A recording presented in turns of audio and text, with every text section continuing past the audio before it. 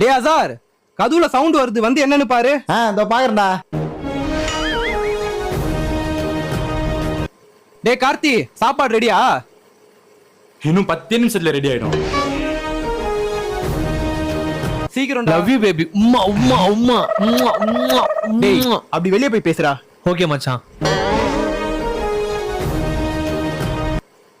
Sir நீங்க யாருன்னு இன்னும் சொல்லவே இல்லையே. அவர் ஃபர்ஸ்ட் இந்த ரூமே கிடையாது, 2 நாள் தங்கிட்டு போலான்னு வந்தாரு. பார்த்தா ஒரேடி எங்கேயே தங்கிட்டாரு.